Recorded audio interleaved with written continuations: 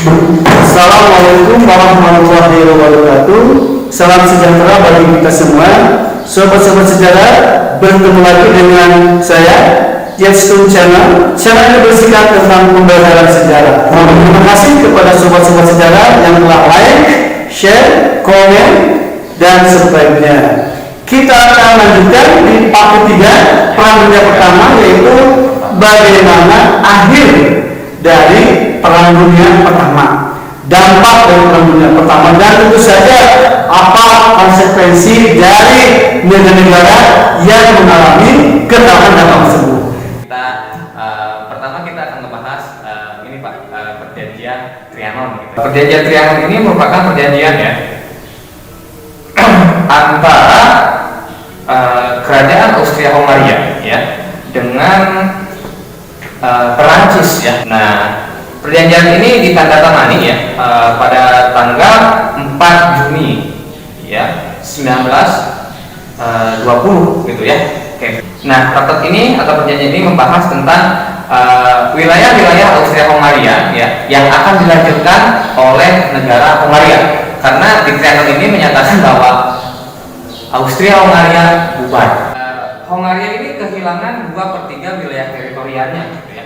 Dan negara-negara yang mendapat keuntungan di perjanjian Trianon ini pertama adalah Romania, kedua Cekoslovakia ya, dan kerajaan Serbia, juga Kroasia dan Slovenia. Itu Pak yang pertama ya. Perjanjian Trianon. Berikutnya apa sebetulnya?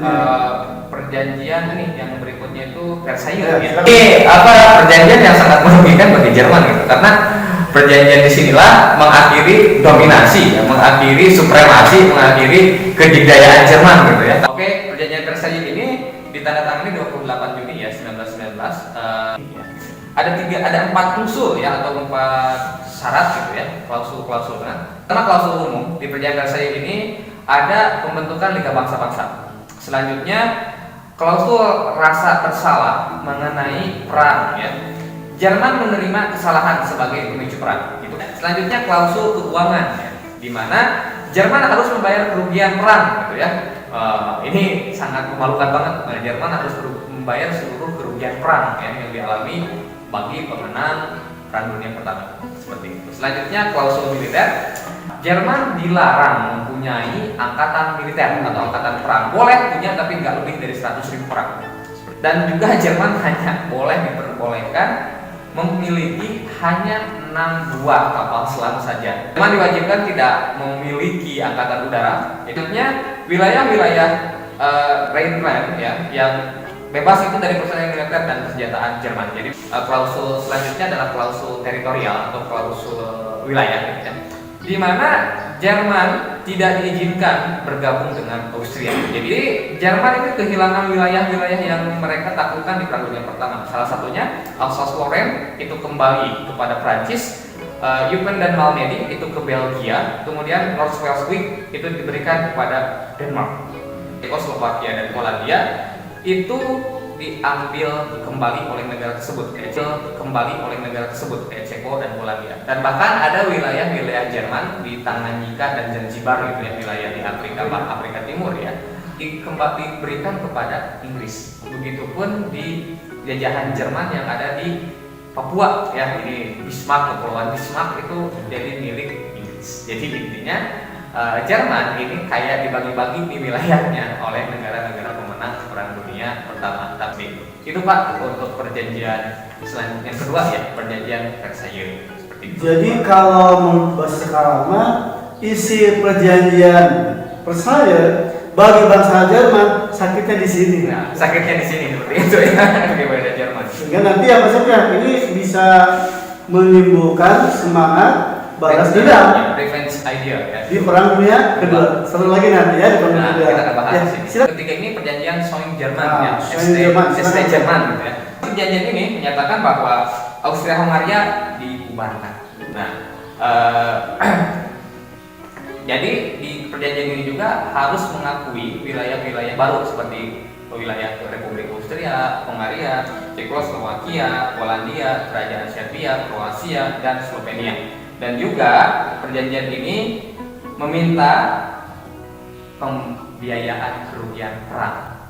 Itu Pak untuk perjanjian Jerman. Ya, terima kasih Pak. Ya, kita lanjut ke perjanjian berikutnya yaitu perjanjian yang keempat itu yang menutup perang dunia pertama itu adalah perjanjian Neuilly. Ya. Tanda-tangani tanggal 27 November ya 1919.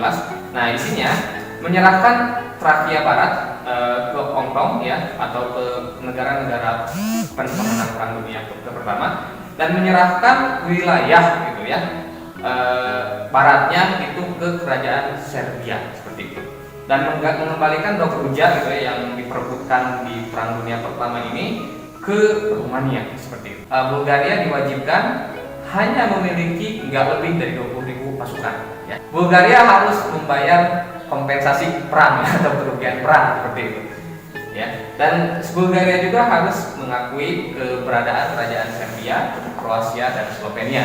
Perjanjian Neuilly ini yang dirugikannya tuh ini ya Bulgaria gitu ya, karena Bulgaria itu dulu pro triple alliance ya, bahkan Bulgaria itu merupakan daerah CS-nya Turki Utsmani ya. Ini ada pertanyaan, Pak, perjanjian apa yang melibatkan langsung Turki? Wah ini perjanjian apa sih yang langsung melibatkan Turki? Nah, yakni perjanjian apa coba? Perjanjian Sapres. Ditandatangani ini perjanjian penutup ya di perang dunia pertama ini. Ditandatangani tanggal 10 Agustus 1920. Ya. Isinya antara lain adalah pendirian kerajaan Hijaz. Kemudian pendirian Republik Demokratik Armenia. Nah, oke, selanjutnya pengendalian penuh wilayah Turki ya, secara politik maupun secara militer. Jadi banyak wilayah-wilayah Turki yang hilang di sini ya. Salah satunya apalagi kalau di Afrika Selatan, Afrika Utara gitu kan hilang, kemudian wilayah Hijaz hilang gitu kan. Nah, jadi nanti saatnya itu siapa sih yang membagi-bagi wilayah Turki? Ya jelas ini adalah Inggris. Dan disinilah Turki menjadi negara pesakitan dan nanti muncul seorang sosok tokoh reformis atau nasionalis Turki yakni bernama Mustafa Kemal Pasha. Dia adalah komandan Turki di pertempuran Gallipoli yang sebelumnya dan dia mendirikan Turki muda gitu ya, dan akhirnya dia menggantikan sistem pemerintahan Turki Utsmania, Turki yang berbau Islam, menjadi Turki sekuler. Jadi Mustafa Kemal itu adalah presiden pertama Turki yang mengubah Turki yang awalnya Islam menjadi sekuler seperti itu. Dan dia mendapatkan gelar Atatürk seperti itu. Mungkin itu Pak untuk penutup dari perjanjian Sapres. Yang menunjukkan bahwa ada kurang lebih 5 perjanjian yang mengakhiri perang dunia pertama. Di antaranya yaitu perjanjian Trianon, kemudian Versailles, perjanjian Saint-Germain, kemudian perjanjian Neuilly dan perjanjian Sapres. Ya. Nah, ini perjanjian misalnya akhir perang dunia. Sekarang di bidang sosial. Silakan Mas. Oke, di bidang sosialnya udah ini lahirnya League of Nations. Nah, ini atau Liga Bangsa-Bangsa. Cikal bakal PBB. Jadi ini Liga Bangsa-Bangsa ini didirikan pas sih dalam perjanjian Versailles ya, tadi disebutkan bahwa Woodrow Wilson ya sebagai presiden Amerika dia mencanangkan atau menawarkan 14 poin.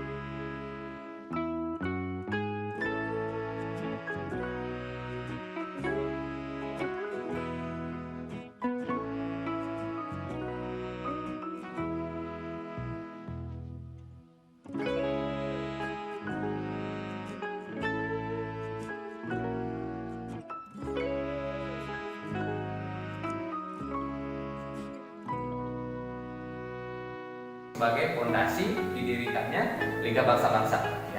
Pada dasarnya bagus, tapi sifat keanggotaannya ini tidak mengikat gitu. Jadi hanya negara yang mau gabung boleh, enggak juga gak apa-apa, berbeda kan dengan PBB seperti itu Pak, mungkin untuk di bidang sosial. Tapi ada upaya misalnya Nah, ada untuk upaya. menciptakan perdamaian dunia itu juga penting. Perdamaian dunia seperti itu.